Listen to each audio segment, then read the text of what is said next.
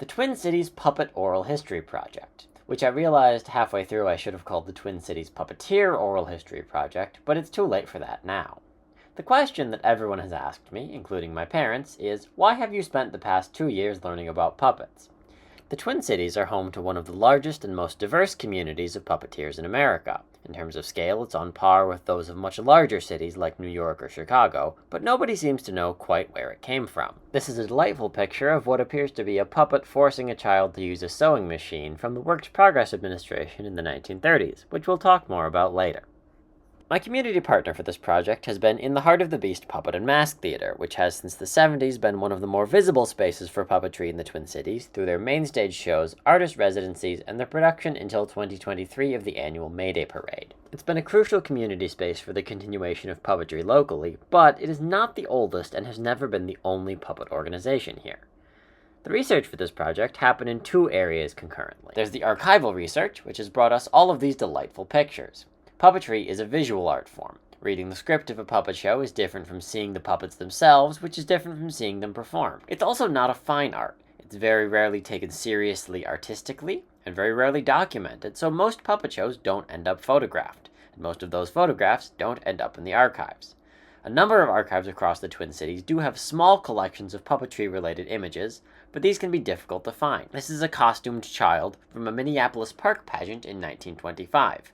While it has a lot of visual similarities to something like Mayday performances, it was not classified as a puppet in the Minnesota Digital Library. In many cases, you have to know what you're looking for in order to find it. The other component is the oral histories. I did 27 of them, totaling about 24 hours of audio, with a variety of puppeteers, both those associated with long-standing institutions, and those who have worked primarily independently. Narrators also have had a variety of relationships to the community partner, some positive and some less positive, which was something I was very transparent about navigating with them. This is not a history of Heart of the Beast, and I didn't come into this project trying to make the theater look a particular sort of way. I wanted the participants to feel empowered to speak about whatever they were comfortable sharing, and I appreciate the autonomy Heart of the Beast granted me on this project. Narrators were offered a $60 stipend, which they could choose to receive, waive, or donate to a puppet-related organization of their choice. This is because art funding is very volatile, and for a lot of the participants, $60 for their organization is more important than $60 for them personally. In other cases, they wanted to use this as a way to thank an organization that has supported or meant a lot to them. Once the interviews are transcribed, the participants review the transcripts to make sure they're okay with things going on record, and the transcripts and audio will be donated to the Hennepin County Library and the Hennepin History Museum. What I learned is that there's no single profile for a puppeteer in the Twin Cities. My participants were a variety of ages, got into puppetry at a variety of points in their life, but slightly more as adults than children. Many of them grew up in the Twin Cities, but a majority are actually from other states. A significant number of them got into puppetry through theater or by being inspired after seeing a live show, but many also saw puppetry on television or described becoming a puppeteer as an accident. One of the deliverables for this project is a field guide to puppets of the Twin Cities. I created a draft and brought it to the World Puppetry Day celebration on March 15th. Here's me at the table with my setup. 2 hours after this picture was taken, I had to go to urgent care, but I'm fine now. Many oral history participants were there at the event, and they and the general public were invited to review the zine and participate in a community mapping activity. And I generated this map. A lot of the sites, but not all of them, are centered around South Minneapolis. People put on places that were meaningful to them. Some people put on their houses, which I did not include in the final version of this map for privacy reasons. The map, along with more research and more pictures, were included in the final version of the zine. Oral history narrators were also asked about submitting pictures for organizations they were a part of.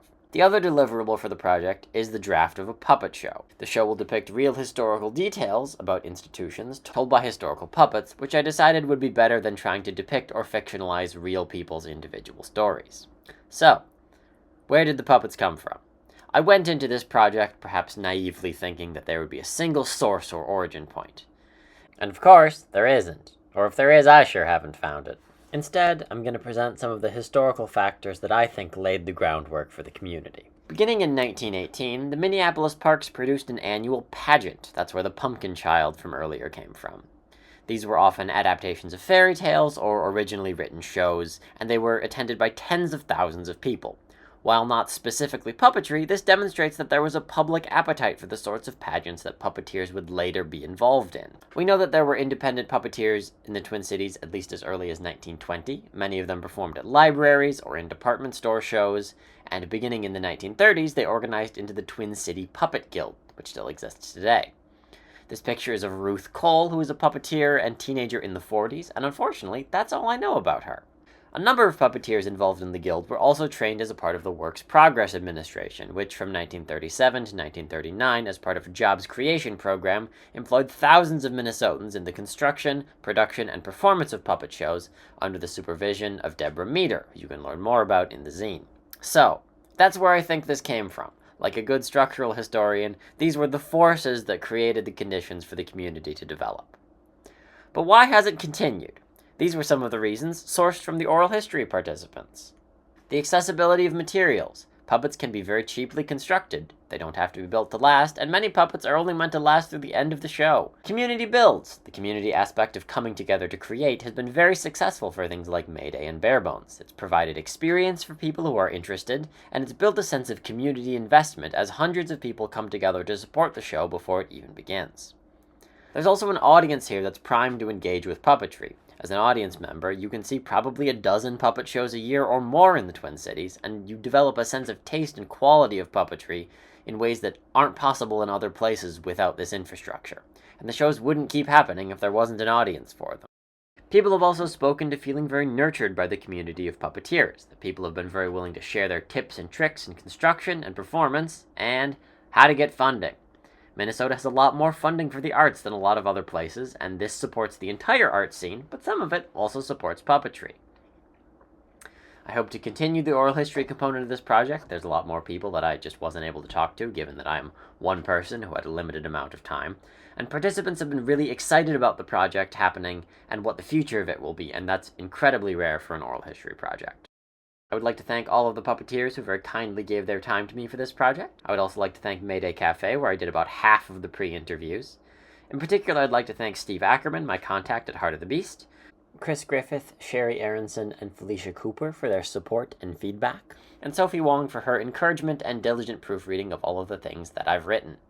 I will leave you with one final haunting image, the painting of puppet heads, 1937, also a part of the WPA. Core to the ethos of the WPA puppetry program was the idea that the collective, collaborative action necessary to put on a puppet show would instill a sense of community-mindedness and help fight the rise of fascism in America. You know, unrelated to anything happening now. For more information about the project, to get a look at a virtual copy of the zine, or to listen to the oral histories themselves, you can go to www.puppetstudies.org/oral-histories.